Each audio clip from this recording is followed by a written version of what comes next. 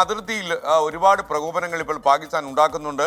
മാത്രമല്ല പാകിസ്ഥാനിൽ ഭീതിജനകമായ ഒരു സാഹചര്യമില്ല എന്ന് പുറം ലോകത്തെ ബോധ്യപ്പെടുത്താനൂടെ പാകിസ്ഥാൻ ശ്രമിക്കുന്നുണ്ട്. മാത്രമല്ല ഈ ഇന്ത്യയുടെ നീക്കങ്ങളിലൊന്നും പാകിസ്ഥാന് ഭയമില്ല എന്ന് പുറം ലോകത്തെ കാണിക്കാനും അവർക്ക് ആവേശമുണ്ടെന്ന് തോന്നുന്നു. എന്തായാലും അതിർത്തിയിൽ പലവിധമായ പ്രകോപനങ്ങൾ ഇപ്പോൾ പാകിസ്ഥാൻ ഉണ്ടാക്കുന്നു എന്നാണ് അതിർത്തിയിൽ നിന്ന് വരുന്ന റിപ്പോർട്ടുകൾ സൂചിപ്പിക്കുന്നത്.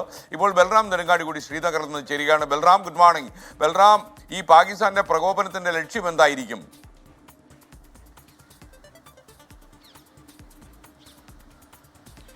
Very good morning SKN. Pakistan തുടർച്ചയായി പ്രകോപനമുണ്ടാക്കുകയാണ് SKN. അതിൻ്റെ ലക്ഷ്യം എന്ത് എന്നതുമായി ബന്ധപ്പെട്ട പാകിസ്ഥാനെ സംബന്ധിച്ചിടത്തോളം രാഷ്ട്രീയമായി ഒരു അസ്ഥിരത കാലങ്ങളായി നിലനിൽക്കുന്നുണ്ട്. അതിൽ അവർ ഒരു സ്ഥിരത കൈവരിക്കാൻ രാഷ്ട്രീയമായ അവരുടെ തന്ത്രങ്ങൾ നടപ്പാക്കാനും മറ്റും സൈന്യത്തെ തുടർച്ചയായി ഉപയോഗിക്കുന്നുണ്ട്.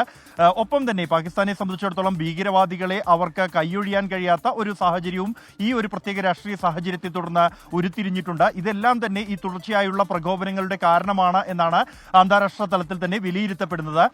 തുടർച്ചയായി ഇപ്പോൾ ഈ പെഹൽഗാം ഭീകരാക്രമണം കഴിഞ്ഞ് ഇന്ന് 8ാം ദിവസമാണ്. ഇതിനിടെ 6ാം ദിവസവും തുടർച്ചയായി പാകിസ്ഥാന്റെ ഭാഗത്തു നിന്നും പ്രകോപനം ഇന്ത്യൻ പോസ്റ്റുകൾക്ക് നേരെ ഉണ്ടായിരിക്കുന്നു എന്നുള്ളതും ശ്രദ്ധേയമാണ്. ഏറ്റവും ഒടുവിൽ ജമ്മു മേഖലയിലെ പ്രഗ്വാൽ പോസ്റ്റിന് നേരെയാണ് പാകിസ്ഥാൻ പ്രകോപനമില്ലാതെ വെടിയുതിർത്തിരിക്കുന്നത്. സമാനമായി തന്നെ നൌഷേര, അഗ്നൂർ അടക്കമുള്ള മറ്റ് 3 പോസ്റ്റുകളിൽ കൂടി പാകിസ്ഥാന്റെ ഭാഗത്തു നിന്നും വെടിവെപ്പ് ഉണ്ടായിരിക്കുന്നു. എന്നാൽ ഈ ഒരു 6 ദിവസവും തുടർച്ചയായി ഈ വെടിവെപ്പ് ഉണ്ടായിരിക്കുന്നത് സ്മോൾ ആംസ് ഉപയോഗിച്ചുകൊണ്ടുള്ളതാണ്. വലിയ ആഘാതമുണ്ടാക്കാനല്ല, മറിച്ച് പ്രകോപനമുണ്ടാക്കുക എന്ന് തന്നെയാണ് പാകിസ്ഥാൻ ലക്ഷ്യം വെക്കുന്നത്. ഇതിനെല്ലാം തക്കതായ മറുപടി തന്നെ നൽകിയതായി ഇന്ത്യൻ സൈന്യം വ്യക്തമാക്കിയിട്ടുണ്ട്. സമാനമായി തിരിച്ചടി നൽകുമ്പോൾ പാകിസ്ഥാൻ പിന്മാറുകയാണ് പതിവ്. അത് തന്നെയാണ് ഇന്നലെ രാത്രിയും സംഭവിച്ചിരിക്കുന്നത്. അതേസമയം ജമ്മു കശ്മീരിലാകട്ടെ ഈ നിലവിലിപ്പോൾ 3 തലത്തിലുള്ള നടപടികൾ പുരോഗമിച്ചുകൊണ്ടിരിക്കുകയാണ്. ഡൽഹിയിൽ നിന്നും ഒരു അന്തിമ നിർദ്ദേശത്തിന് കാത്തിരിക്കുകയാണ് സുരക്ഷാ സേന അതിർത്തിയിൽ. ഒരു നീണ്ട യുദ്ധത്തിനോ ഒരു ഓപ്പറേഷനോ ഇത് ഏതാണോ തീരുമാനം, ഏതാണോ സൗകര്യം, അതിനനുസരിച്ച് നടപടികൾ എടുക്കാൻ തക്കതായുള്ള എല്ലാ ഒരുക്കങ്ങളും പൂർത്തിയായിരിക്കുന്നു. 3 സേനാ വിഭാഗങ്ങളും സജ്ജമാണ്.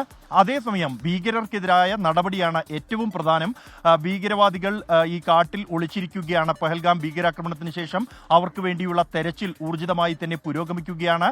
കഴിഞ്ഞ ദിവസവും ഇന്നലെയും ഒരു ഏറ്റുമുട്ടൽ ഉണ്ടായിരിക്കുന്നു. ആ ഏറ്റുമുട്ടലിന്റെ സ്ഥലം എന്നാൽ ഈ ഘട്ടത്തിൽ പങ്കുവയ്ക്കാൻ കഴിയില്ല എന്നുള്ളതാണ് സുരക്ഷാ ഏജൻസികൾ അറിയിക്കുന്നത്. കാരണം അവർ സഞ്ചരിച്ചു കൊണ്ടിരിക്കുന്ന ദിശ അത് പുറത്തുവിടാൻ കഴിയില്ല സുരക്ഷാ കാരണങ്ങളെ തുടർന്ന്. ഒപ്പം തന്നെ ഇവരെ പിടികൂടുന്നതിനുള്ള മറ്റ് തടസ്സങ്ങൾ അത് സൃഷ്ടിച്ചേക്കും എന്നതിനാൽ തന്നെ എന്തായാലും ഭീകരർക്ക് തൊട്ടടുത്ത് തന്നെ ഇന്ത്യൻ സൈന്യം ഉണ്ട്. അവർ പിന്തുടരുകയാണ്. ഏത് സമയവും ഏത് നിമിഷവും അവർ പിടിയിലായേക്കാം, ജീവനോടെയോ അല്ലാതെയോ എന്നുള്ളതാണ് സൈന്യം പങ്കുവയ്ക്കുന്നത്. ഏറ്റവും പ്രധാനമെന്നാൽ ജമ്മു കശ്മീരിലെ പ്രാദേശിക ഭീകരവാദത്തിനെതിരായി സ്വീകരിച്ചു വരുന്ന നടപടികളാണ്. ഈ പെഹൽഗാം ആക്രമണത്തിൽ നിരപരാധികളായ 26 പേരെ കൊലപ്പെടുത്തിയ സാഹചര്യത്തിൽ കശ്മീരിലെ ജനങ്ങളിൽ നിന്നും കടുത്ത എതിർപ്പ് ഭീകരവാദത്തിനെതിരെയുണ്ട്. അവർ അത് പ്രകടമായി തന്നെ പ്രതിഷേധങ്ങളിലൂടെ പ്രകടിപ്പിക്കുകയും ചെയ്തിട്ടുണ്ട്. ഈ ഒരു പശ്ചാത്തലം, ഈ ഒരു അവസരത്തിൽ കശ്മീരിലെ താഴ്വരയിലെ ഈ ഭീകരവാദത്തെ അമർച്ച ചെയ്യാനുള്ള കടുത്ത നടപടികൾ സൈന്യം ആരംഭിച്ചു കഴിഞ്ഞിരിക്കുന്നു. അതിന്റെ ഭാഗമായി നിരവധി പേരെ ഇത്തരത്തിൽ അണ്ടർഗ്രൗണ്ട് വർക്ക് ഈ ഭീകരവാദികൾക്ക് വേണ്ടി ചെയ്യുന്നവരെ അടക്കം കടുത്ത നടപടികൾ ആരംഭിച്ചു കഴിഞ്ഞിരിക്കുകയാണ് SKN.